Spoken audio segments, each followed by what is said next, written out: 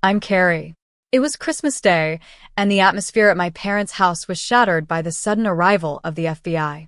The dining room fell into an eerie silence as three agents in windbreakers stepped in.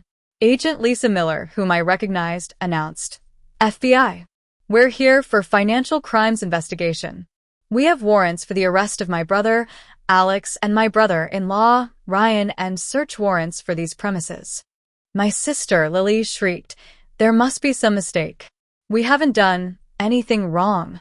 Alex went pale, stuttering, "I don't understand. I'm an investor, not a criminal." Ryan stood up abruptly, knocking over his chair, demanding to know what the charges were. Agent Miller calmly said, "It's about the investment scheme run by the financial advisor, Victor Harris. We have evidence that both of you recruited new investors while knowing or having reason to know it was fraudulent." The chaos in the room was indescribable. Alex was being read his rights, trying to explain he'd only shared what he thought was a good investment. Ryan was shouting for his lawyer while being handcuffed. My parents sat there, frozen in shock, as their Christmas dinner turned into a crime scene. Then, Agent Miller looked around the room and asked, "Is Carrie here?" I stood up from the charity seat at the end of the table and said, "I'm the one who called you." The silence that followed was absolute. Everyone stared at me, as if I'd grown a second head. Lily whispered, "You called them?" I took a deep breath and said, "I'm a forensic accountant, and I've been building this case for 8 months. Every conversation about investments, every document you showed me, every new investor you recruited, I've documented it all for the FBI."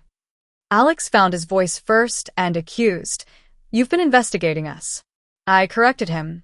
"I've been investigating the Ponzi scheme you all fell for and helped perpetuate by recruiting new victims." Agent Miller stepped forward and said, "Miss Carey has been working with our Financial Crimes Division since April. Her evidence was crucial in building this case." My dad said in a hollow voice, "You betrayed your own family." I replied, "I tried to save my family. I could have reported it to the FBI and walked away, but I spent 8 months gathering evidence to distinguish victims from perpetrators." I looked at each of them one by one. "Alex, you recruited 15 new investors from your pharmaceutical contacts. That's not being a victim. That's being an accomplice. Ryan, you used your car dealership's reputation to legitimize the scheme and brought in 8 new investors. That's criminal conspiracy." Alex protested, "We didn't know it was fake." I said, "You knew the returns were too good to be true. You knew legitimate investments don't guarantee 18% returns with no risk. You just didn't care because you were making money."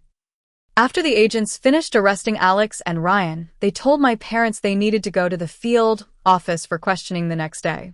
My mom asked if they were under arrest, and Agent Miller said not yet, but they needed to review their church-related recruitment. After the FBI left, my mom asked, "What happens now?" I said, "Get lawyers. Alex and Ryan face prison. You and Dad might avoid charges if you cooperate." Lily asked, "And us? What about family?" I replied, "That depends if you've learned anything." And then I left the table for the last time. My dad called out, "Carrie, don't leave like this." I said, "Why not? You've told me for years I don't belong at your table. Today, you found out why." As I drove home, I passed luxury cars that would soon be repossessed and mansions that would soon be foreclosed. At my apartment, I opened my laptop and wrote down everything for my case files. Let me go back in time. My family has always been obsessed with appearances. My parents, strict and status-conscious, always looked down on my simple lifestyle. I'm a forensic accountant with my own consulting firm, specializing in financial fraud investigations for federal agencies. But because I lived in a modest apartment and drove an old car, my family thought I was struggling financially. My sister, Lily, married Ryan, who owns 4 car dealerships and is always showing off. My brother, Alex, works in medical device sales and leases a Mercedes. They both live in big houses with huge mortgages, but they look wealthy, which is all my parents care about. On Christmas Eve, when I arrived at my childhood home, I found the formal dining room table set for 8 with my mom's finest china. Place cards showed where everyone should sit. My parents were at the heads of the table. Lily and Ryan were on one side with their twin sons, and Alex and his girlfriend were on the other. At the far end, near the kitchen, there was a single-place setting with a paper plate and plastic cup. I pointed to it and asked, "What's this?" Lily said casually, not looking up from her phone, "That's yours. We thought you'd be more comfortable there." I asked, "More comfortable? Why?" My mom said carefully, "It's closer to the kitchen if you need to help serve. And the good china might make you nervous." The implication was clear. I was entrusted with the expensive dinnerware and was seen as unpaid help, not family. During dinner, they talked about their children's private school fees, upcoming trips to Asia, and new luxury yachts they were considering. When I tried to join the conversation, I was either ignored or patronized. After dinner, as I helped clear the table, I overheard Alex talking to Ryan in the living room. Alex said, "I feel bad for Carrie sometimes. Living in that small apartment and driving that old car.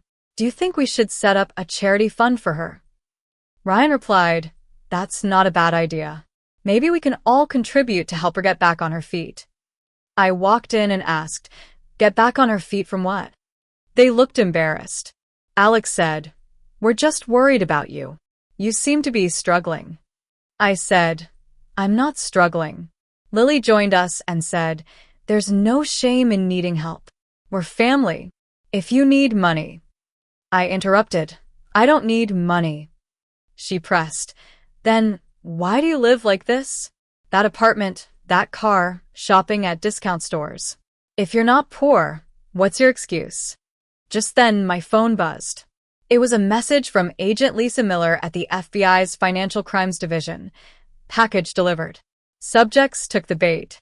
Moving to Phase 2 tomorrow. It all started last Christmas. Alex mentioned he was getting incredible returns on some investments. Ryan boasted about a guaranteed real estate opportunity that was making him rich. My parents casually mentioned they could afford luxury vacations and expensive gifts. As a forensic accountant, I knew there were no guaranteed returns or risk-free investments that consistently outperformed the market. When they started talking about exclusive opportunities and insider information, I got suspicious. I found out that Alex was working with a financial advisor named Victor Harris. Ryan was involved in real estate deals that required cash payments and promised 18% annual returns. My parents had invested their entire retirement savings in a so-called private equity opportunity that had doubled their money in 6 months. I discreetly investigated Victor Harris and discovered he was running a classic Ponzi scheme. The real estate deals were fake, and the private equity opportunities were non-existent companies. My family had collectively invested over $900,000. Alex had put in $250,000 from his sales commissions. Ryan had invested $350,000 from the dealership profits, and my parents had handed over their retirement savings and taken out a $60,000 loan against their house. The FBI had been tracking Harris for 5 years, but needed someone on the inside. When I approached them with my family's involvement, Agent Miller saw an opportunity. She said, "We need detailed financial records, recorded conversations, and evidence of how the recruitment works. Can you get close enough to document everything?" I could because I was family. For 8 months, I gathered evidence while watching my relatives get deeper into the scheme. Every family gathering became an intelligence operation. The hardest part was staying silent while they looked down on me. While they flaunted their so-called financial success, I was building a federal case that would shatter their lives. 3 weeks ago, I delivered the final evidence package to the FBI. The investigation was complete, and warrants were issued. 6 months later, Alex got 20 months in prison, and Ryan got 5 years, and lost his dealerships. Both were banned from the finance industry. My parents avoided charges but lost their house and had to move to a small rental and take part-time jobs. Lily divorced Ryan, moved back with my parents, and put her kids in public school. The family dynamics completely flipped. I, once seen as the charity case, now had the only stable income and good credit. They all asked me for loans, but I refused. Lily cried, "How can you watch us struggle?" I said, "Like you watched me struggle. You thought I deserved it." I did help, but on my terms. I paid for financial literacy classes, helped my parents find a safe rental, and funded a college trust for my nephews. And I never again sat at the charity chair. The FBI had proven who was really successful. The woman once given a paper plate now had the only secure seat at any table she chose.